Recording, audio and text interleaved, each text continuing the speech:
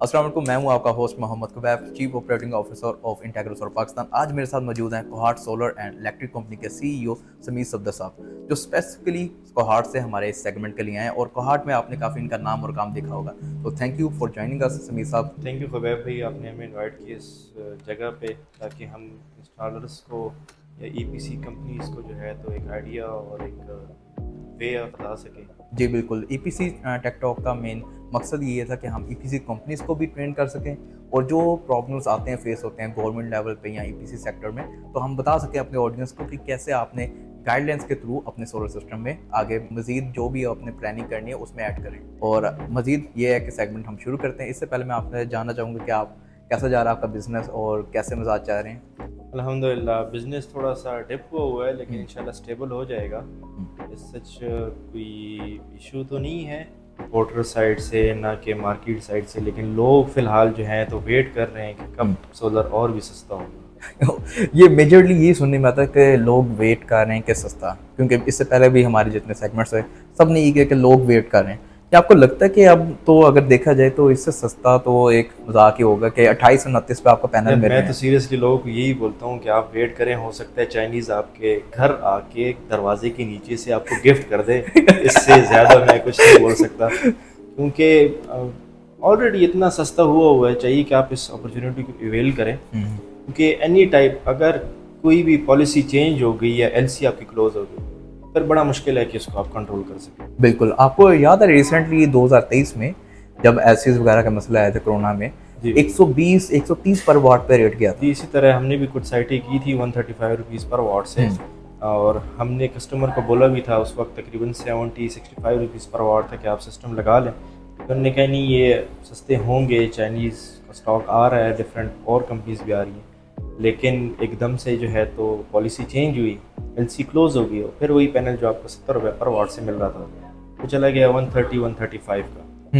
तो इस चीज़ पे वेट नहीं करना चाहिए। वो बेसिकली कस्टमर को यही एजुकेट करना चाहिए कि ये आरओआई सिस्टम है, एक इन्वेस्टमेंट है। जी आपकी जितनी भी आप चाहे 75 में ले रहे हैं, जितना मर्जी है, वो मार्केट के हिसाब से आपको 1.5 साल में आपका रिटर्न ऑन इन्वेस्टमेंट है कि आपको सारी जो इन्वेस्टमेंट है रिटर्न हो जाएगी 1.5 साल में। अभी पॉलिसीज चेंज हुई हैं जो ग्रोथ मीटिंग वगैरह, उससे भी 2.5-3 साल में आपको फीडबैक मिल जाएगा उसका। पर लोग कहते हैं कि यार हम सस्ते से सस्ता, इवन कि वो अपनी क्वालिटी पे भी कॉम्प्रोमाइज़ कर लेते हैं कि यार सस्ता लगा लें, कि एक सोलर को ऑप्शन समझा हुआ है उन्होंने, एज अ इन्वेस्टमेंट ले रहे। तो आपके कोहॉर्ट साइड पे भी सेम मेंटालिटी है कि लोग थोड़े से वहाँ पे एजुकेट हैं, या वो कहते हैं यार पैसा लगा लें, अच्छी चीज़ें लगा लें। वहाँ पे लोग भी इसी तरह इंतज़ार कर रहे हैं, लेकिन बेसिकली वहाँ पे जितना जिसका बजट था उसके मुताबिक उसने थोड़ा बहुत सिस्टम इंस्टॉल कर लिया।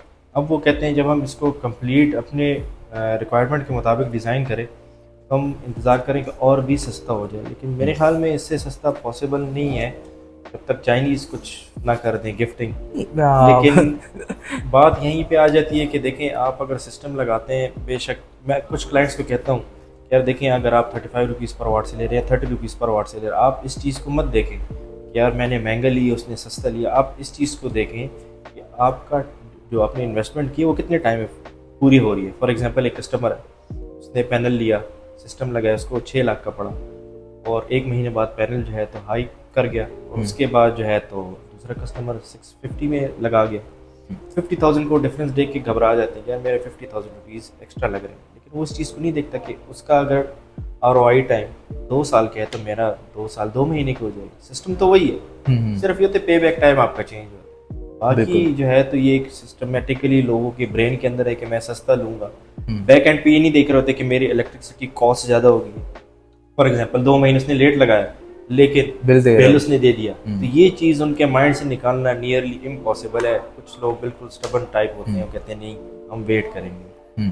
तो एज अ सीईओ आपका क्या विजन है सोलर को लेके? मेरा विजन तो ये है कि देखें, बेसिकली इसको इको फ्रेंडली इन्वायरमेंट क्रिएट करना। जैसे अभी अल्हम्दुलिल्लाह पाकिस्तान में काफ़ी जनरेटर्स कम हो गए, हाइब्रिड की तरफ भी लोग शिफ्ट हो गए। फॉसिल फ्यूल जो था कंजम्पशन बहुत ज़्यादा, जिससे CO2 का इफेक्ट आ रहा था एनवायरनमेंट के ऊपर, तो वो एक किस्म का आपने जो है तो उसके ऊपर होल्ड बैक कर लिया है। आपकी CNG स्टेशन हो गए।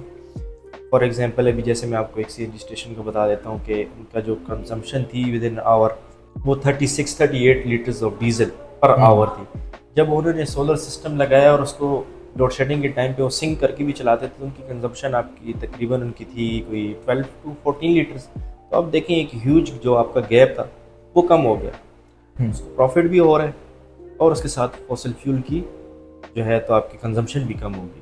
तो ये चीज़ें हैं इस पे कंट्रोल करना। राइटफुली ठीक हो गया समीर साहब। इसके बाद हम कुछ क्वेश्चनर्स शुरू करते हैं, क्योंकि इससे पहले हमने देखे क्या मसले वगैरह आ रहे हैं, तो हमने हॉट साइड से भी कुछ हम जानना चाह रहे हैं। तो उसके सिलसिले में हमारे कुछ क्वेश्चनर्स हैं, FAQs हैं, जो हमारे कस्टमर्स ने, ऑडियंस ने या हमें जो भी आते हैं तो हमने रिकॉर्ड किए हैं। वो सवालात पे आपकी राय जानना चाहूँगा। सबसे पहले कि कोहॉट में, जैसे यहाँ पे तो आपने देखा होगा इस्लामाबाद में हर दूसरा बंदा EPC कंपनी शुरू कर रहा है, तो कोहॉट में ये इसकी क्या रेगुलेशंस हैं EPC, और जब आपने शुरू किया था तो आपने क्या क्या चीज़ें ड्यूरिंग अपने टेन्योर में यानी कंपनी को बिल्डअप करने में क्या क्या किया था इसमें? देखिए कोहाट में तो लोग मजाक में ये कहते थे कि पंचर वाला भी शुरू हो गया सोलर लगाने के लिए। वो ये देख रहे थे कि बस सिस्टम में लगाओ, पैसे उठाओ और जाओ। फिर हमारा मोटिव ये नहीं था, हमारा मोटिव ये था कि आप एक कंप्लीट सिस्टम लगाएं जिससे कस्टमर्स को जो है लॉन्गजिविटी भी मिले, उससे वो ज़्यादा से ज़्यादा फ़ायदा भी उठाएं और बेहतर उसको रिजल्ट मिले। हमें कंप्लेंट्स मिनिमम। फॉर एग्जांपल मेरा ज़्यादातर रुझान होता था कि मैं हाइब्रिड की तरफ जाऊं। उसकी वजह यही होती थी कि कोहाट में सबसे बड़ा जो मसला है वो ये अनशेड्यूल्ड लोड शेडिंग है। आपको ये नहीं पता होता, किसी भी वक्त बिजली जा सकती है और किसी भी वक्त आ सकती है, और जब आएगी तो आपके पास आया इतना बैटरी बैकअप होगा कि आप उस टाइम तक अपने एसेंशियल लोड को आप कैरी ऑन कर सके। तो जो लोकल EPCs थे या जो नए नए आए हुए थे वो बेसिकली रन कर रहे थे डे टाइम सिस्टम पे। अब वो एक हद तक तो ठीक है, आप उसको कह सकते हैं सिस्टम ठीक चल रहा है, लेकिन अगर फॉर एग्जांपल एक क्राउडी मौसम आ गया या बारिश है, उसमें अगर आपका सोलर सिस्टम लगे हुए, आपने 6 लाख 7 लाख की इन्वेस्टमेंट की हुई है और उसके साथ साथ आपकी जो है तो बैटरीज भी नहीं लगी और प्रॉपर सिस्टम नहीं इंस्टॉल, तो क्लाउडी वेदर और अनशेड्यूल्ड लोड शेडिंग में आप सर्वाइव नहीं कर सकते। बेसिकली कहने का मकसद ये है कि जब आप सिस्टम करें तो प्रॉपर साइट को देखते हुए आपको सिस्टम करना चाहिए। ठीक है। तो ये जैसे आपने बताया कि पंक्चर वाला भी इवन के वो सोलर लगा रहा है, मेजरली यहाँ पे भी इलेक्ट्रिशियंस, वेल्डर्स, जो भी कॉन्ट्रैक्टर्स वगैरह वो भी ऐसे सोलर सिस्टम। तो आपने अपनी कंपनी से उनको कम्पीट कैसे कर रहे हैं, कैसे ओवरकम कर रहे हैं कि लोग आपको चूज़ करें? देखिए हम बेसिकली एक पूरा लेआउट प्लान डिज़ाइन करते हैं, हम कस्टमर्स को बताते हैं कि देखें ये सिस्टम है, आपकी ये रिक्वायरमेंट है। अब ये आपकी मर्ज़ी है कि आप किस बजट स्ट्रेन के अंदर रह के अपना सिस्टम डिज़ाइन करना चाहते हैं। हमारी तरफ से ये रिकमेंडेड है, लेकिन अगर आप इसमें कंपलसेट कर सकते हैं तो आप इस सिस्टम पे चले जाए। फिर हम उसको सारा प्रॉपर्टीज़ बताते हैं कि ये वायर कौन सी लगा रहे हैं, क्यों लगा रहे हैं, इस वायर में और आम लोकल वायर में क्या फ़र्क है, ये ब्रेकर हैं तो ये ब्रेकर कौन से हैं, किस कंपनी के हैं, प्रॉपर इम्पोर्टेड ब्रेकर्स हैं। तो इस तरह थ्रू आउट हम सेशन, जब तक हमारी साइट कंप्लीट नहीं होती, थ्रू आउट हम अपने कस्टमर के साथ एक बॉन्ड हमने बनाया होता है, उसको थ्रू आउट गाइडेंस दे रहे होता है। ये चीज़ हमें अलग करती है और स्पेशली हमारी आफ्टर सेल सर्विस, क्योंकि बहुत ज़रूरी है हमारी फील्ड में। बिल्कुल।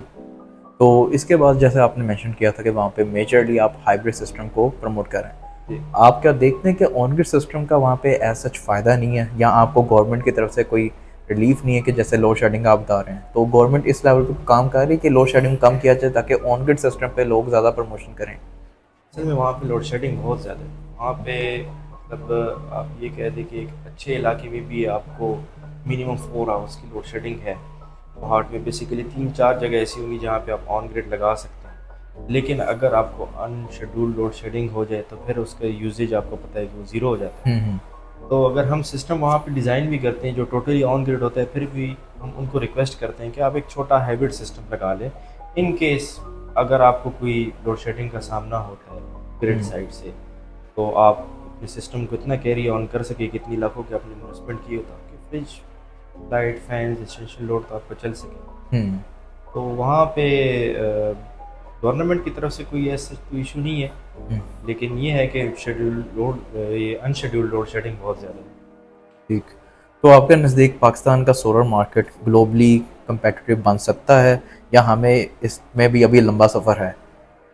देखिए लंबा सफ़र तो करना है पाकिस्तान ने, क्योंकि अभी तक उस टारगेट को अचीव नहीं कर पाया, क्योंकि अभी काफ़ी इंडस्ट्रीज़ अभी शिफ्ट हो रही हैं। जब तक इंडस्ट्रियल रेवोल्यूशन नहीं आता सोलर इंडस्ट्री में, तब तक हमारा जो है तो वो सफ़र पूरा नहीं हो सकता, कि उनको भी जो है तो एमिशन फ्री बनाना है।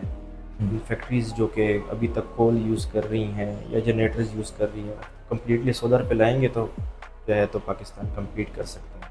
जैसे लास्ट टाइम ये तो हमारा हो गया कि इंटरनली हम ईपीसी सेक्टर को रेवोल्यूशनाइज करें या उसमें कुछ लेके आए नया, बट अगर देखा जाए कि लास्ट ईयर हमें 20 गीगावाट की इंपोर्ट की है और हम टॉप 4 इंपोर्टर्स में आए हैं। एक तो ओवर सप्लाई है, बट अगर देखा जाए तो हम टॉप 4 में आ गए हैं कि सोलर इंडस्ट्री को इतनी प्रमोशन पाकिस्तान से मिल रही है कि एवरी चाइनीज़, अब आप देखें चाइनीज़ कंपनी आ रही है, हर कोई चाइनीज़ खुद यहाँ पे आकर पाकिस्तान में अपने बेच रहा है पैनल, इन्वर्टर वगैरह।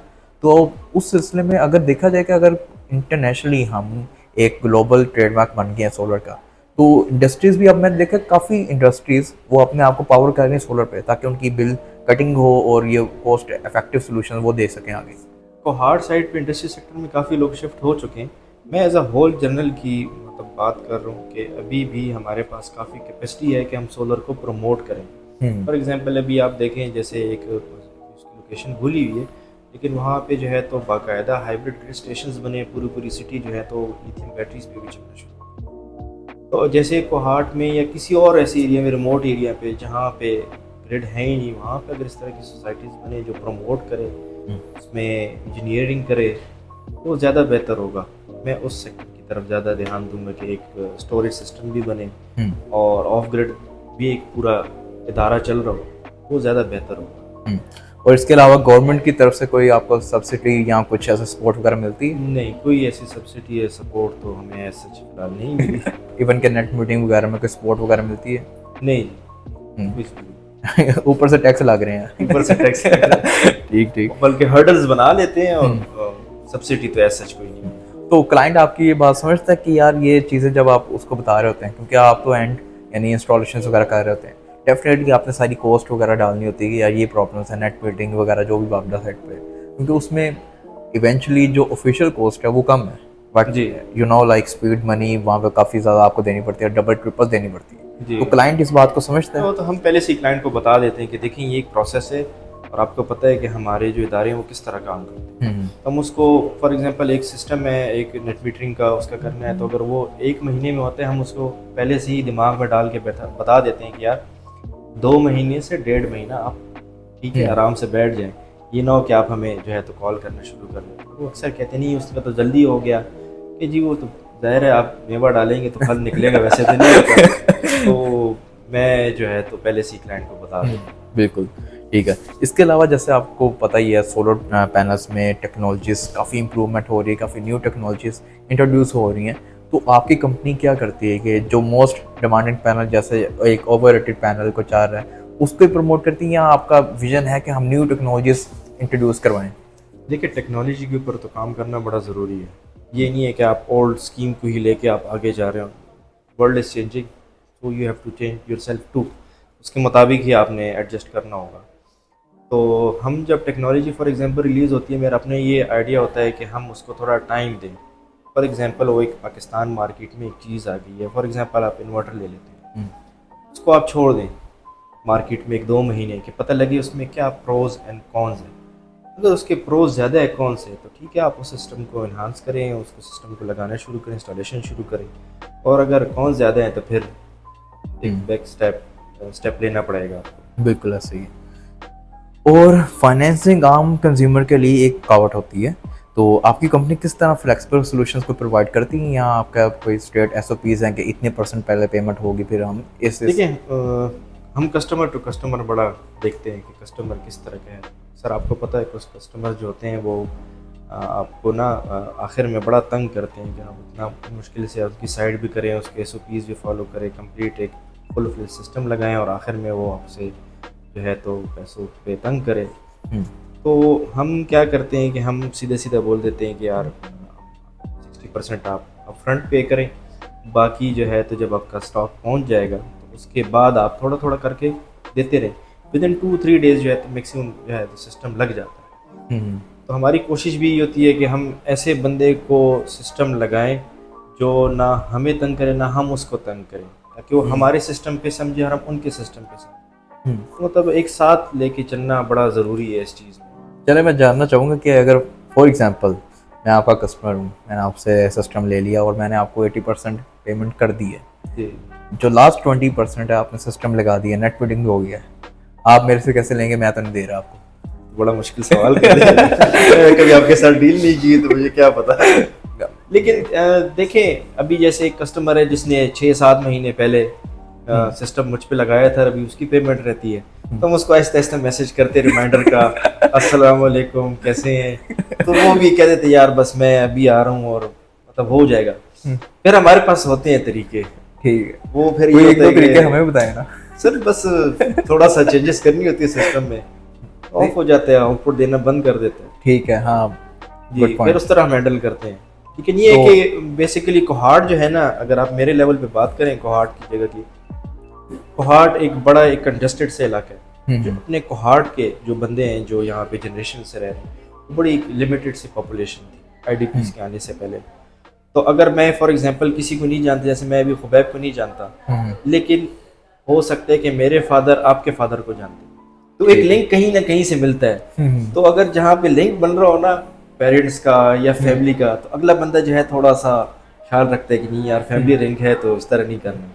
चले, मेरे साथ तो आपको लिंक ही नहीं है ना, तो आपने चले सिस्टम बंद कर दिया, तो आपका क्लाइंट आपको समझते हैं कि खराब ना हो जाए, आगे हमें कोई रिव्यू ना दे दे कि अगले अपने 3-4 कस्टमर को बताता है कि यार ये बंद कर देते हैं, इनका ये नहीं है, चाहे गलती उसकी है बट वो आपकी इमेज खराब कर रहा है, तो आप समझते हैं कि ये प्रॉब्लम होती है आपको क्रिएट वगैरह ऐसे की? अभी तक अल्हम्दुलिल्लाह मुझे ऐसा टोटली नहीं हुआ ऐसा, मेरा कोई इस तरह कस्टमर के साथ कोई डिस्प्यूट वगैरह नहीं हुआ? कुछ नहीं हुआ अल्हम्दुलिल्लाह। हम बड़ा स्ट्रेट फॉरवर्ड है, उनको भी पता लगता है कि किस तरह काम कर रहे हैं, या मतलब अभी इंजीनियर भी साइड में मौजूद है, टेक्नीशियंस भी हैं, सारा काम एसओपी के मुताबिक हो रहा है, मुझे नहीं लगता फिर इस तरह। या आप उनको अपना स्टेटस दिखाते हैं जो आप अक्सर फायरिंग से नहीं एवरी वीकेंड आप फायरिंग करते हैं? नहीं इस तरह नहीं, मैं तो आपके स्टेटस देखता हूँ, मैं कहा यार अच्छा ये फिर ना इसलिए आपको कस्टमर तंग नहीं करता, आप जानबूझ के ऐड करते हैं कि यार ये देख लो। नहीं वो तो बस शौक शौक होता है, बस बंदा कर देता उसमें भी आपका कोई हंटिंग का शौक है कि वैसे ही बस? नहीं, वैसी शूटिंग शूटिंग, नाइस, अच्छा वैसे मुझे भी हेल्दी पसंद है। एक्टिविटी है, सेफ हाँ। एंड साउंड, आप एक सेफ एनवायरनमेंट में जाए और शूटिंग करें। हाँ, अपना स्ट्रेस वगैरह लिए, गुस्सा वगैरह, लाइसेंस होना चाहिए, हाँ प्रॉपर आपके पास इक्विपमेंट होना चाहिए, और एक वाइल्ड रेंज साथ आपके पास जो है तो कोई ट्रेनर होना चाहिए, ये इसके आप करें कोई मसला नहीं है, स्पोर्ट्स है ये। बेहतरीन। चलें बैक टू सोलर। तो अब जैसे आपने बताया कि वहाँ पे इंडस्ट्रियल भी पावर कर रहे हैं, कमर्शियल और इंडस्ट्रियल क्लाइंट्स के लिए सोलर का आरओई आमतौर पर किस टाइम फ्रेम में कंप्लीट हो जाता है? टाइम फ्रेम पे तो डिपेंड करता है बेसिकली। जब आप इंडस्ट्रियल लेवल पे जाते हैं, कमर्शियल, वहाँ पे सबसे बड़ा हैप्टिक जो आपके लिए बनता है वो स्ट्रक्चर का।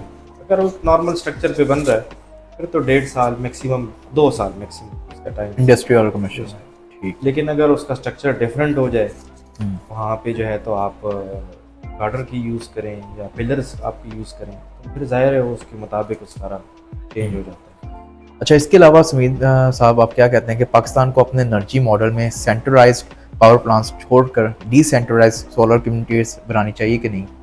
बिल्कुल बनानी चाहिए। इसमें मैं आपको एक सिनेरियो बता दूं, कोहाड़ से थोड़ा सा एक फासले पे एक जगह है, वहाँ पे बिल्कुल ग्रिड कनेक्शन है ही नहीं। तो वहाँ पे लोग क्या करते हैं, community as a community, for example एक स्ट्रीट है जहाँ पे 20 घर हैं या 25 घर हैं, उन्होंने जनरेटर्स परचेज़ किए हुए थे, वहाँ पे गैस फ्री थी, तो उन्होंने 3 जनरेटर्स परचेज़ करके उस गैस के ऊपर इस्तेमाल करते हुए पूरे एक स्ट्रीट को रोशन किया हुआ था। एक 8 घंटे एक जनरेटर चल रहा है, 8 घंटे दूसरा चल रहा है, हर बंदी की अपनी शिफ्ट होती थी, उसके अपने अपने वर्कर्स थे। सेंट्रल सिस्टम से ये फ़ायदा हो सकता है कि एक आप इंडिपेंडेंट रह के सारा का सारा निज़ाम आप चला सकते हैं। जैसे भी मैंने आपको बात की, अगर वो विलेज या वो इलाका इस सिस्टम की तरफ शिफ्ट हो जाता है कि वो एक बड़ा पावर बैंक लगा ले, जैसे डायमस में और गुडवी में अवेलेबल है, तो उसमें फ़ायदा ये होगा कि जो कम्युनिटी है वो as a whole one unit सारा वो इस्तेमाल कर सकती है। अब आहिस्ता आहिस्ता वहाँ पे गैस ख़त्म होने लगी है, वहाँ पे रिस्ट्रिक्शंस आ गए गवर्नमेंट की तरफ से, उनके पास कोई और ऑप्शन है ही नहीं, तो वो सोलर सिस्टम की तरफ शिफ्ट होते हैं, सेंट्रलाइज सिस्टम लगाते हैं, उसमें उनके पास अपॉर्चुनिटीज़ बहुत ज़्यादा है। बेहतरीन। तो इसके अलावा जैसे अभी रिसेंटली कुछ फ्लड वगैरह का इश्यूज आए हैं, तो वहाँ पे भी आपको काफ़ी इफेक्ट हुआ है आपकी मार्केट में कि लोगों ने लगवाना छोड़ दिया, क्योंकि मेजरली तो हमारा जो पंजाब सेक्टर है वो इसी वजह से होल्ड पे है कि यार फ्लड वगैरह ये चीज़ें ना, क्योंकि जो हमारा 60% सोलर है वो टारगेट करा होता है एग्रीकल्चर को। तो वो आपकी साइड पे कोई ऐसा इफेक्ट वगैरह आया कि लोग वैसे ही होल्ड पे हैं कि यह सस्ता ही हो जाए? यार इफ़ेक्ट तो बिल्कुल आया है सोलर मार्केट में फ्लड के बाद। ज़ाहिर है जब आपका बिजनेस रुक जाता है तो हर बंदा फिर अफोर्ड नहीं कर सकता। अब इनडायरेक्टली हम भी अफेक्टेड है। उसकी वजह ये, फॉर एग्जांपल एक बंदा है जो कैश क्रॉप बेच रहा है एक कस्टमर के ऊपर, तो वो जाके बिजनेस कर रहा है उस कैश क्रॉप के ऊपर। जब उसका बिजनेस ही रुका हुआ है तो वो किस तरह इन्वेस्टमेंट करेगा सोलर में? इनडायरेक्टली सारा जो सिस्टम है वो इसके साथ इफेक्ट हुआ है। तो ये तो फैक्ट हुआ है, बट कस्टमर्स अक्सर, जैसे आपने एक तो ये इफेक्ट हो गया फ्लड का या नेचुरल डिजास्टर वट एवर, कोई वेदर कंडीशंस वगैरह, क्योंकि ड्यूरिंग इंस्टॉलेशन भी अगर बारिश वगैरह आ जाए तो वो इफेक्ट करती है, तो ये तो एक नेचुरल डिजास्टर है। बट इसके अलावा जैसे कस्टमर कहता है कि यार सस्ता हो जाए, ये है वो है, तो आप क्या समझते हैं कस्टमर अभी बेवकूफ़ी कर रहा है कि, या शायद उसको लग रहा है कि यार चलो सर्दियों में थोड़ा और सस्ता हो जाएगा, 1-2 रुपये बचा के उसको क्या फ़ायदा मिल जाएगा 1-2 रुपये? आपकी नज़रिए में क्या इमेज है इसकी? कि कस्टमर ज़ाहिर है उसने भी पैसे बचाने हैं, लेकिन हम उसको प्रॉपर गाइडेंस बार बार दे भी रहे हैं कि यार आप टाइमली लगवा लें, आपकी बिल की बचत हो रही है, लेकिन वो उसको आप स्टबर्न है, आप उसको नहीं समझा सकते। मेजरली आप हाइब्रिड सिस्टम कितने रेंज के लगाते हैं वहाँ पे? 6 किलोवाट, 8 या 10, इससे ये तो बात? सारा लोड डिपेंड करता है कि कस्टमर की रिक्वायरमेंट क्या है। अब फॉर एग्जांपल एक कस्टमर है जो इसका बजट ही 1.5-2 लाख है और वो कहता है यार मेरा इस तरह का सिस्टम हो जिसमें मेरे फैंस, लाइट्स, टीवी, फ्रिज ये चल सके, उसके लिए तो फिर 1.5 किलोवाट ही काफ़ी है। लेकिन कोई चाहता है कि नहीं मेरा और अप्लायंसेस चले, तो बजट के मुताबिक हमने एडजस्ट करना होता है। ठीक है। हम उससे सारी फिजिबिलिटी स्टडी कर लेते हैं, फिर उसके बाद उसकी साइट विजिट करते हैं, फिर हम अपनी रिकमेंडेड एक इनवॉइस फॉरवर्ड कर देते हैं, कोटेशन, यार ये आपकी हमारी तरफ से ये रिकमेंडेशन है, ये इस बजट से लेके इस बजट के अंदर है, उसमें ये आइटम्स हैं, ये सोलर हैं, ये वायर्स हैं, ये ब्रेकर्स हैं, ये अर्थिंग आपने करनी है नहीं करनी, व्हाट्सएवर जो भी प्लीज़ वो फॉलो करना चाहते हैं उनकी मर्जी है। चलिए, इसके अलावा ये तो आपकी थोड़ा प्रॉब्लम स्टेटमेंट है ना कि वहाँ पे लोड शेडिंग की वजह से आप हाइब्रिड रिकमेंड करते हैं। इन केस जस्ट सिचुएशन, जैसे पॉलिसी लास्ट टाइम आपको पता है कि ये पॉलिसी कोई आई थी, इम्प्लीमेंट नहीं हुई अभी तक, बट लोगों ने अपना माइंड सेट ही क्लियर कर लिया कि यार हाइब्रिड लगाएंगे हम, ठीक है, हम ऑन ग्रिड पे जाना नहीं चाह रहे हैं, इवन कि उनको लोड शेडिंग का कोई इशू भी नहीं है। पर आपका रिव्यू मैं जानना चाहूँगा कि अगर आपको लोड शेडिंग का इशू ना हो तब आप क्या रिकमेंड करेंगे कस्टमर को, कि ऑन ग्रिड या हाइब्रिड? कि मैं फिर भी हाइब्रिड ही रिकमेंड करूँगा। मैं कस्टमर को ये कहता हूँ कि आप सेल्फ रिलक्टेंट बने, ये ना हो कि आप किसी के ऊपर जो है रिलाय करें जी, तो इंडिपेंडेंट हो जाएं तो बेहतर है। ये ना हो कि आपकी कल को लोड शेडिंग हो या कोई भी मसला हो तो आपको ये पता हो कि मैं सेल्फ सफिशिएंट हूँ, मैं किसी के ऊपर रिलाय नहीं कर रहा, मैं किसी के ऊपर डिपेंडेंट नहीं हूँ, मैं इस वजह से ज़्यादा तरजीह देता हूँ। ठीक है, तो आप समझते हैं हाइब्रिड सिस्टम अभी कॉस्टली हैं कि ऑन ग्रिड से? देखें कॉस्टली तो है, लेकिन आप ये देखेंगे कि आपके फ़ायदे भी तो उसके ज़्यादा हैं। बिल्कुल। अब फॉर एग्जांपल अभी रिसेंटली एक वाक़या हुआ कि एक कस्टमर का जो है तो ट्रांसफार्मर का मसला हो गया, तो पूरी रात क्योंकि उसकी बैटरी लगी हुई थी उसने जो है तो अच्छी इजीली गुजारी, तो उसने दुआएं भी की फिर कि यार आपने रिकमेंड किया था, हालांकि जो हमारी उस सेक्टर में जो सिस्टम लगा था वहाँ पे ज़्यादातर ऑन ग्रिड लगे हुए थे। हमने उसे बोला कि यार आप हाइब्रिड लगा ले, बैटरी बेशक छोटी लगा ले, क्योंकि आप जो है पता नहीं लगता को हार्ड का, यहाँ पे एनी टाइम बिजली चली जाएगी और फिर आ जाएगी। तो वो जैसे मैं आपको एक सिनेरियो बता देता हूँ, 2019 में हार्ड के फीडर में आग लगी थी, तो उस वक्त मेरे घर में मैंने खुद एक छोटा सा सिस्टम लगाया था। उस वक्त 150 वाट के पैनल्स थे और वो सारा मैंने कम्बिनेशन करके अपने आप को ना इंडिपेंडेंट किए हुआ था ऑफ ग्रिड मोड में। तो जब वो वहाँ पे ग्रिड में आग लगी तो तकरीबन कोहाट के सारे फीडर्स बिल्कुल एशेस पे कन्वर्ट हो चुके थे। उसमें 3 दिन लगे, जैसे ही तीसरे दिन और फीडर्स आए दोबारा आग लग गई, मतलब 6-7 दिन Kohat totally black out scenario में था। अब ये चीज़ मेरे माइंड में है, जब हम सुबह जागते थे तो हम अपना पानी या जो भी हमारे रिक्वायरमेंट्स थी घर की वो हम पूरी कर रहे थे, शाम को फिर हम खुद ही कंट्रोल लोड शेडिंग करके हम पूरी रात गुजार रहे थे। हम क्या हुए कि हम सब रिडक्टेंट हो गए, इंडिपेंडेंट हो गए। तो इस वजह से मैं ज़्यादातर लोगों को कहता हूँ कि यार आप हाइब्रिड की तरफ जाए, ऑन ग्रिड की तरफ ना जाए, क्योंकि अगर ये सिनेरियो ऑन ग्रिड में होता और आपने लाखों रुपए लगाए फिर भी कोई फायदा नहीं हुआ तो डायरेक्टली आपका सिस्टम ही बंद हो जाता है। बेहतरीन। अब इसके अलावा जैसे हमारे फैसलाबाद में बहुत मशहूर है कि वहाँ का ग्रेड भी बहुत अनस्टेबल है, तो वहाँ पे तो आए दिन ये मसला है ना, इवन कि वहाँ पे विद इन 15 या 1 घंटे में वो सही कर देते हैं। कोई अच्छी बात की है 15 या आधे घंटे में, हमारी तरफ तो लोग मैं बता रहा इंतजार हूँ क्योंकि करते उनकी थे। डेली रूटीन बन गई है ना, अच्छा। उन्हें निकलना ही है, जाते जाते ये ट्रांसफर चला दिए, वो चला दिया, सारे बंद हो गए कि वो वहाँ पे इतनी अनस्टेबिलिटी है ना, टाके बढ़ते रहते हैं। नेट मीटिंग के बहुत रिस्ट्रिक्शंस लगा दी हैं, सिंगल फेज तो बिल्कुल भी नहीं लगा सकते आप, और ऊपर से लोड भी आप 5 किलोवाट ये चीज वापडा में बेहतर है ना, लोग कहते हैं सिंगल फेज पे नेट मीटरिंग नहीं होनी चाहिए, ये बात बड़ी ठीक है क्योंकि ग्रिड अनस्टेबल हो जाता है। बिल्कुल। काफी जगह पे होता है, फॉर एग्जांपल हम ले लें फेज 1, उस पे आपने नेट मीटरिंग की और उस एरिया में बाय चांस सब उसी phase L1 पे भी कर रहे हैं, आपका ग्रिड सारा डिस्टर्ब हो रहा है, उस वजह से भी आग लग सकती है। ऐसे मेजर मसला तो यही था ना, सिंगल फेज लोगों ने लगाए हैं और एक एक फेज ज़्यादा हाइपर हो रहा है, बाकी फेज वैसे न्यूट्रल है। तो वो मैं कहूँगा कि ये थोड़ी वापडा की भी नेग्लिजेंस है कि उसको अपना लोड, जैसे हम ऑस्ट्रेलिया में हम जब भी किसी कस्टमर का नेट मीटिंग फाइल ओपन करें, खैर वो तो बहुत एडवांस है ना कि ऑनलाइन सिस्टम है, उनके फेजेस आते हैं, फेज ए बी सी। एक कस्टमर का फेज सी पे होगा, उसके साथ वाले का फेज ए पे होगा, फेज बी पे होगा, कि उन्होंने डिवाइड किया हुआ है। और उनका ऑनलाइन सिस्टम इतना मेच्योर है कि आप जब पुट करते हैं उनका है ना भाई, वो खुद ही आपको बताता है कि भाई हमने 3 फेज भी है ना, वो 3 फेज पे ऐसे नहीं करेंगे कि यार जैसे हमारे अक्सर कर रहे थे एक ही फेज पे सारा लोड चल रहा है। उसमें रेगुलेशंस आती हैं कि आपने 10 किलोवाट का सिस्टम है, 3.3 यहाँ पे, 3.3 यहाँ पे, 3.3 यहाँ पे, ये होना चाहिए। कि उन्होंने एक प्रॉपर एसओपी बनाई हुई है, हमारे यहाँ पे एसओपी नहीं है। जब यहाँ पे एसओपी इम्प्लीमेंट होगी, पहले तो हम कहते हैं हम खुद जुगाड़ू हैं, टू बी ऑनेस्ट हम खुद भी इस तरह कर रहे हैं। चाहिए ये था कि हम जब हमें पता है कि हमारा ग्रिड अनस्टेबल है, तो हम नेट मीटरिंग वाले बंदे को कहें कि यार आप इस पे ला लें, इस फेज पे आप लोड डाल दें हमारा जितने भी इन्वर्टर के, ताकि इस पर रिवर्स भी हो, और हमें जो है तो आप इसी डिपेंडेंट रखें जिसमें लोड ज़्यादा है। तो वो हम खुद भी कहते नहीं यार जहाँ पे वोल्टेज ज़्यादा होगी, बाद में फिर मसले बनते हैं। ये चीज़ बड़ी हाईलाइटिंग है और ये बड़ी अच्छी बात की आपने कि यार ये एक सिस्टम बनना चाहिए बिल्कुल। क्योंकि अगर देखें ना कि ये मसले की वजह से हमारी यहाँ पे कॉस्ट बहुत ज़्यादा इंक्रीज हो जाती है कि लोग जिनकी रिक्वायरमेंट 5 किलोवाट की है, सिंगल फेज की है, तो वो भी 3 फेज उनको अगर 10 किलोवाट का इन्वर्टर लगाना पड़ता है, क्योंकि अब तो वहाँ पे रिस्ट्रिक्शन इतनी हो गई है कि आप 10 किलोवाट से कम नहीं लगा सकते इन्वर्टर, और आपका यानी 5 किलोवाट लोड आप दे सकते हैं नेट मीटिंग में, यानी ये उनकी रेगुलेशंस आ गई। अच्छा। कि एक बंदे का जितनी रिक्वायरमेंट है 5 किलोवाट की, और 5 किलोवाट की जगह 10 किलोवाट का इन्वर्टर लगेगा 3 फेज की वजह से, क्योंकि 5 किलोवाट में 3 फेज बहुत कम है, अब तो मिलते ही नहीं है ना, तो वो लगाएगा 7 पीवी लगाएगा 7 किलोवाट की, या चलो वो इन्वर्टर भी स्टेबल चलता रहे, तो उसके अलावा जो 5 किलोवाट की एक्सपोर्ट है वो 5 किलोवाट की कर सकता है। ये उसमें इतनी रेगुलेशन है, कस्टमर भी इफेक्ट हो रहा है, ओवरऑल इंडस्ट्री भी इफेक्ट हो रही है, तो ये थोड़ी एसओपीज अगर काम किया जाए तो इसको स्टेबल कर सकते हैं। अब दूसरा ये कि जैसे आपने बताया कि वहाँ पे आए दिन मसले वगैरह होते हैं, और ऊपर से मेरे ख्याल से मेजरली आपका क्लाइंट भी पठान भाई होगा। बिल्कुल। तो हमारे पास तो, मैं तो टू बी ऑनेस्ट बताऊँ, जब भी पठान भाई आते हैं ना, हम तो मुझे 1 घंटा लगता है उनको कन्विंस करने में कि यार ये, तो आपको ये प्रॉब्लम्स फेस नहीं आते कि आपके बस वो देखते हैं समीत भाई कह रहे हैं आईको लगाना तो आईको लगाना है, समीत भाई कह रहे हैं लॉन्जी लगाना तो लॉन्जी लगाना है।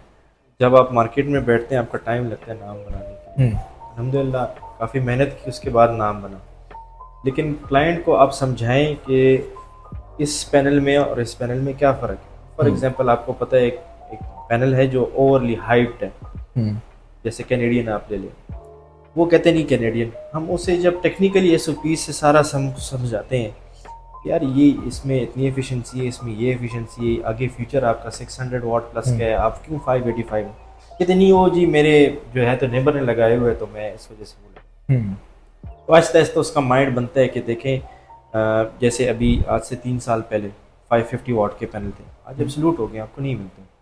इसी तरह 585 भी हो जानी, एक वक्त आएगा कि आप 585 वाट के पैनल ढूंढेंगे आपको नहीं मिलेंगे। तो मार्केट के ट्रेंड के लिहाज से आप चलें, तो उसको कन्विंस करना हमारी जिम्मेदारी क्या कि पैसा उसका हलाल का है। बिल्कुल ऐसे ही है, और हमने भी उस पैसे को हलाल करना है, तो अपनी तरफ से बेस्ट कंसल्टेंसी उसको प्रोवाइड करें और उसको अच्छा मशवरा दें ताकि फ्यूचर में भी वो जो है तो फीडबैक उसको मिले और प्रॉफिट मिले। तो क्योंकि अक्सर जो लोग आते हैं, नॉट ओनली पठान भाई, क्योंकि वो मेजरली आते हैं ना, उनके साथ गपशप लगाने का बहुत मजा आता है, क्योंकि वो अपनी जो करके आते हैं ना पूरी ट्रेनिंग कि भाई एक प्रोडक्ट का वो बिल्कुल डिटेल्ड पूछ लेते हैं। इवन के रेगुलर जो क्लाइंट है ना, वो भी अब इतना एजुकेट हो गया है कि उसने पता नहीं कौन कौन से ग्रुप ज्वाइन कर लिए, उनको हमारे से ज़्यादा पता होता है टेक्नोलॉजी का। 10 बार का हम आपने मेरे ख्याल से कभी नहीं किया होगा यार मैंने काम। नहीं किया हाँ कभी। 10 बार का ये 16 होना चाहिए 18 होना चाहिए, आपको पता है यार एफिशिएंसी एट द जी। एंड इक्वली होगी। क्लाइंट अगर एजुकेट हो रहे बड़ी अच्छी बात है, हाँ। इसमें आसानी हो जाती है हमें भी समझाने में, ताकि जब हम एक सेम लेवल पे आ जाते हैं ना, ब्रांड्स आपस में कोलाइड कर जाते हैं, तो वो बड़ा अच्छा हो जाता है वो हमारे लिए भी। मैं अब फॉर आपको एग्जांपल एक क्लाइंट था, वो कहता है यार मैंने 10 mm तार लगानी, वो मुझे टेस्ट कर रहा था कि जी आपके तो 8 पैनल्स हैं, आप 4 mm लगाए, that is more than enough. कहते नहीं जी आप क्या रिकमेंड करते हैं कि मैं रेड कॉपर में जाऊं या टिन कोटेड में जाऊं? टिन कोटेड में जाए। कहते क्यों?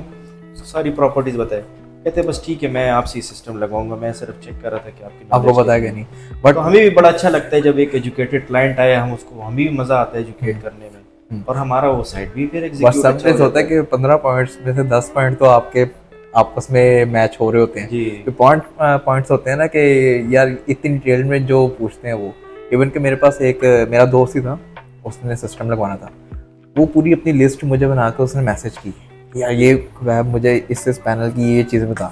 उसने मेरे से वेफर का पूछा, वेफर कौन सा यूज़ कर रहे हैं आप पैनल में। जी मैंने इवन के चाइनीज को मैसेज किया वेफर कौन सा है, क्योंकि मुझे भी नहीं पता था। जी। वो इतना एजुकेशन हो गई है, अब तो इंटरनेट पे हर चीज़ मिल जाती है आपको, कि वो क्लाइंट ओवर एजुकेट भी हो गया कुछ। और इसमें कुछ मसले ये भी आ रहे हैं कि इसमें मिस रीडिंग इन्फॉर्मेशन बहुत आ गई है इंटरनेट पे। क्या आपका क्लाइंट आएगा कि इवन के आप देखते होंगे वीडियोस अक्सर टिकटॉक पे होती है कि रात को चलने वाला पैनल भी आ गया है, बिल्कुल पाकिस्तान में आया। और 2016 में जब मैं अपने घर का खुद सिस्टम लगा रहा था, तो जिस स्टॉक वाले से मैं इन्वर्टर परचेज कर रहा था, कहता है यार मेरे पास ऐसा इन्वर्टर है जो रात को भी चलता है। ठीक है अपनी चीज़ बेचो, लेकिन गलत गाइडेंस मत दो कि इन्वर्टर रात को थोड़ी चलते, वो तो पैनल का काम होता है करना। तो फिर आगे से कहते नहीं बस मैं असल में अपनी चीज़ बेचना चाह रहा था, यार गलत गाइडेंस आप ना करें, प्रॉपर गाइड करें। तो मतलब वो चीज़ फिर अवॉइड करनी चाहिए। और अक्सर लोग जो हैं वो अपने पेज को हाइप करने के लिए या अपने जो है तो सिस्टम बेचने के लिए, वो अपना मंजन बेचने के लिए ना कुछ भी बोल देंगे। ये चीज़ अच्छी नहीं है। तो आपकी सेल्स टीम क्या क्लाइंट को in detail technical point of view से समझाती है कि या उसको नॉर्मली उसको ये बताती है कि यार इसमें आपका फ़ायदा है? देखिए दोनों तरफ चलना होता है। मैंने आपको बोला आजकल पैसा कमाना बहुत मुश्किल है। हलाल का पैसा जब आप हलाल करेंगे ना, अल्लाह उसमें और भी बरकत डालता है। उनसे टेक्निकली पॉइंट ऑफ व्यू से भी बताते हैं, इसके प्रोज कॉन्स सारा कुछ उसके सामने रखते हैं। ये नहीं करते कि नहीं मैं अपना उस वक्त कमाऊँ फिर बाद में कस्टमर जो है जो करता है वो करे, नहीं इस तरह नहीं।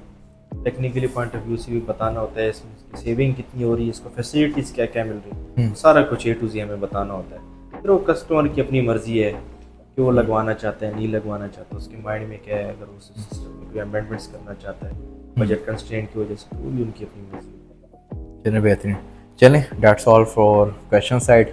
अब हम अपने कुछ सेगमेंट शुरू करते हैं एक रैपिड फायर का। उसमें बेसिकली मैं करूँगा ये कि मेजरली जो ब्रांड्स चाह रहे हैं पाकिस्तान में वो मैं फास्टली यानी बोलूँगा। आप जो भी आपका फर्स्ट रिव्यू आएगा उनके बारे में ऑनेस्ट ओपिनियन चाहिए मुझे, तो मैं आपको सोचने नहीं दूंगा, आपने विद इन 1 और 2 सेकंड में बोलना है, ठीक है?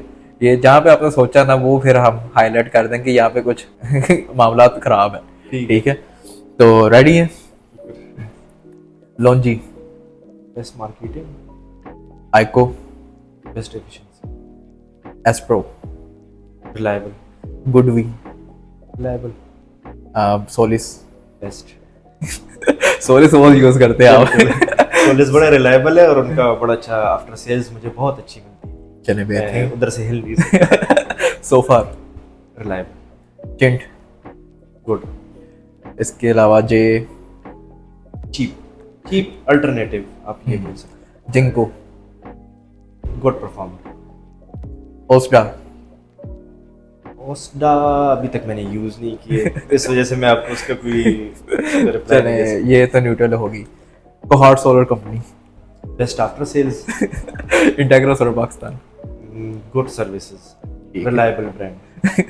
चले इसके अलावा चले अब ये सेगमेंट तो हो गया और आपने काफ़ी अच्छा किया, क्योंकि मैं अक्सर 2-3 हिसाब से पहले ना फंसा लेता था और आज की इतनी गलती हुई है बीच में। चले इसके अलावा अब हम दूसरा सेगमेंट शुरू करते हैं। उसमें मैं आपको कुछ सिचुएशन दूंगा, आपने मुझे बताना कि आप उसको कैसे हैंडल करेंगे। जैसे इसमें पहले भी हमने किया कि आपका एक क्लाइंट है जो आपको पैसे नहीं दे रहा, वैसे की सिचुएशन दे रहा हूँ मैं। आपके पास आया हूँ कोटेशंस लेके पूरे ओवरऑल मार्केट में, आपकी वही कोटेशन बन रही है 10 लाख की, मेरी बन रही है 6-7 लाख की, सेम पैनल सेम इन्वर्टर, तो आप कैसे मुझे कन्विंस करेंगे कि आप आपसे मैं लगवाऊं?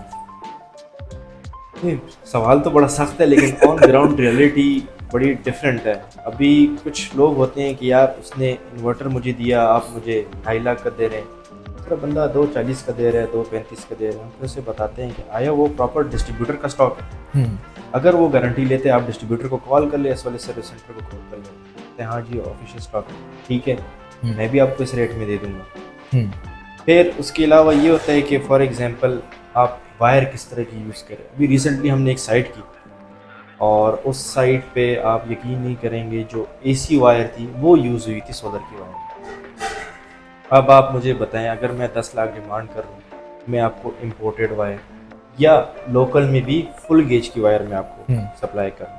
ब्रेकर्स हैं तो मैं आपको ब्रेकर का प्रॉपर इंपोर्ट डॉक्यूमेंट्स भी दिखा सकता हूँ कि मैं इससे परचेज की और प्रॉपर इम्पोर्टर है। तो ये चीज़ें जब आप फैक्ट्स सामने रखते हैं और देखते हैं कि वो 7 लाख का कर रहे हैं, तो हम तो स्ट्रेट फॉरवर्ड क्लाइंट को बोल देते हैं ठीक है आप उससे करवा लें, क्योंकि on the ground reality totally different होती है। तो कस्टमर, जैसे एज अ कस्टमर मैं देखूंगा यार एक कोटेशन मुझे सेम 7 लाख की मिल रही है, आपके 10 लाख की है, तो मेरे जहन में आएगा यार ये तो पैसे कमा रहे हैं, ये तो ना सही खाल उतार रहे हैं ना।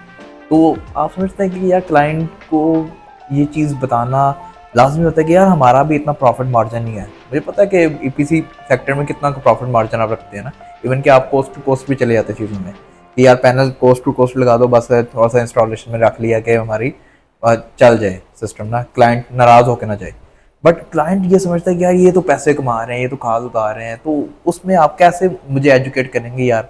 ये तो आपने बता दिया कि ग्राउंड रियलिटी पे हम कर देंगे चीज़ें कंपेयर वगैरह, पर इसके अलावा आप मेरा ट्रस्ट कैसे बिल्डअप करेंगे कि यार मैं आपको कोई इतना प्रॉफिट नहीं कमा रहा या आपकी खाद नहीं उतार रहा, आपको बेहतरीन सॉल्यूशंस दे रहा हूँ। सोचना पड़ेगा इसमें। इसमें मैंने जवाब आपको सवाल में ही दे दिया वैसे।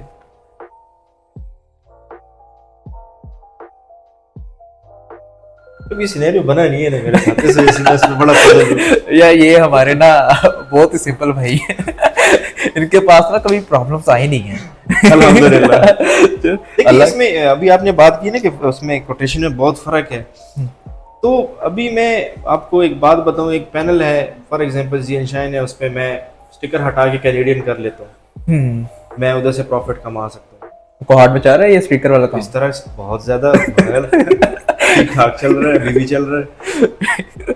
अच्छा, तो मुझे लगा अभी वहां पे अक्सर में ये शाइनी ग्लास ने सारा मसला बनाया है। शाइनी ग्लास अभी एस्ट्रो में भी आने लगे हैं और ज़ियन शाइन में भी आ रहे हैं, तो लोग क्या कर रहे हैं कि वो शाइनी ग्लास से स्टिकर हटा के अपने स्टिकर लगा के उसको बेच रहे हैं। तो ये चीज जो है तो वो मार्केट तो आप शाइनिंग ग्लास को क्या समझते हैं, उसका कोई फायदा है? मैं तो कहता हूँ ये और भी बुरी चीज है। देखिए बेसिकली जो रेज है उसको एब्जॉर्ब करना चाहिए पैनल, बनिस्बत इसके कि आप उसको रिफ्लेक्ट करें। लोग कहते हैं ये शाइनी ग्लास है और समझ रहे इसके अंदर डायमंड लगे हुए, लेकिन ऐसा कुछ भी नहीं, सिंपल एक पैनल ही है। जितनी लाइट ज्यादा एब्जॉर्ब होगी उतनी ही आपको एफिशिएंसी बेहतर। और लोग अब डिमांड कर रहे हैं कि यार हमें शाइनिंग पैनल चाहिए। वो मैं ना लास्ट टाइम जो हमारे गेस्ट थे उनको मैं बात कर रहा था, मैंने कहा यार आने वाले दिनों में आप देखना कि हमने डिस्प्ले में लगाना है, एक ब्रांड है ना कोलोंजी है, तो उसका लगाना ये मैट फिनिश में, ग्लोसी फिनिश में, ये ऐसे है। इसी तरह वो लॉन्जी की आर्टिस्टिक सीरीज जो आई हुई थी, हाँ। जिसमें आप अपने कलर मुताबिक सेट कर सकते हैं, मोस्ट प्रोबेबली शायद ये भी शुरू हो जाए। अभी पिछले दिनों जैसे शाइनी ग्लास का ट्रेंड आहिस्ता आहिस्ता खत्म हो गया, ट्रेंड खत्म तो नहीं हुआ लेकिन इंपोर्ट आना कम हो गई।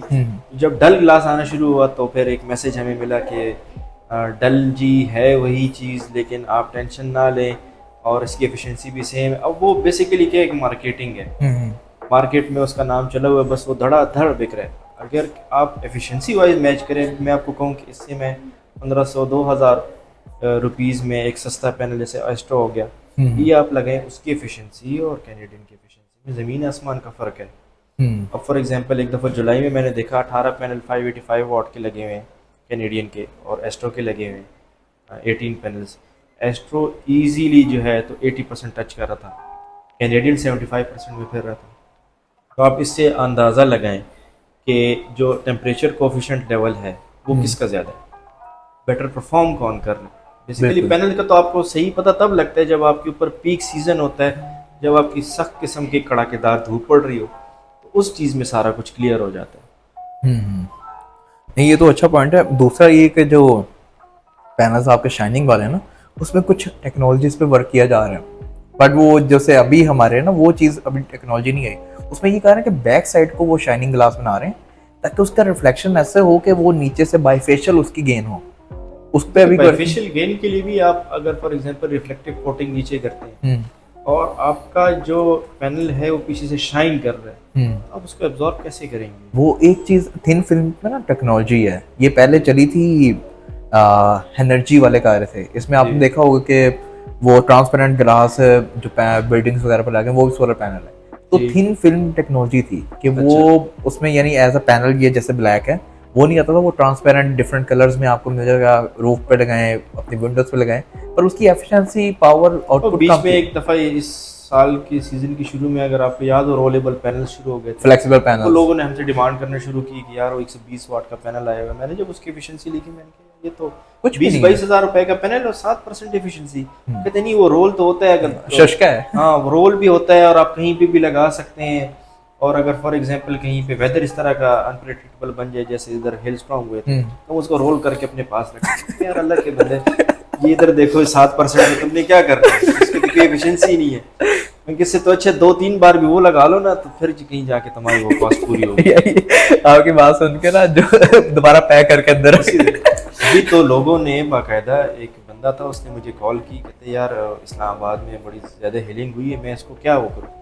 मैंने उसको आइडिया दी मैं कि आप इस तरह पिलर खड़े कर दें और उसमें आप ग्रीन शीट जो ग्रीन हाउस इफेक्ट के लिए यूज़ होती है आप रोल करके रख दें। कहती नहीं मैं इसमें ना इस तरह करता हूँ कि एक जाल बना लेता हूँ। यार आप जाल परमानेंट बनाओगे उसकी तो एफिशिएंसी लूज हो जाएगी।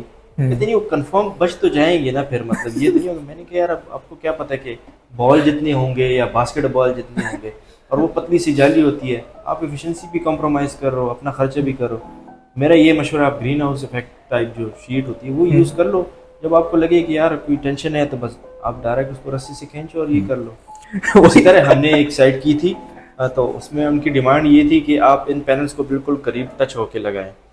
मैंने उसे बोला देखें इसमें एयर फ्लो नहीं है, ये पैनल्स आपके उड़ जाएंगे। हाइट भी उसकी इनिशियल हाइट 20 फीट और 30 फीट। तो कहते नहीं ये नीचे से हवा निकल जाएगी, हमने ये करना है कि पैनल्स को आपस में टच करके इसके नीचे हमने एक कमरा बनाना है। यार ये तो देख लो मैं तो कर दूंगा लेकिन बाद में ये ना हो।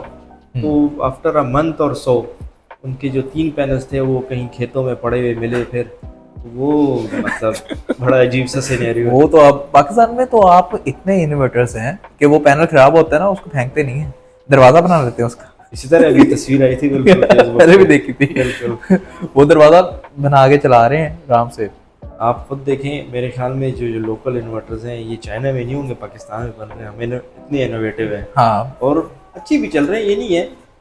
अच्छे ठीक ठाक लोग जो गरीब लोग हैं जो अफोर्ड नहीं कर सक रहे, तो फिलहाल ये है कि सुबह वो इंडिपेंडेंट हैं, बिजली उनकी है नहीं इस पे मैं वही कहना चाह रहा हूँ कि हमारे टैलेंट तो है जी ठीक है, बट गवर्नमेंट ये कोई एसओपी लेवल पे करे कि अच्छे लेवल पे थोड़ा सा उसको बेहतर कर दे, यानी सपोर्ट दे दे थोड़ी सी। मैं आपको एक जिक्र करूँगा, उस दिन मैं एक आर्टिकल देख रहा था चाइनीज़ के बारे में।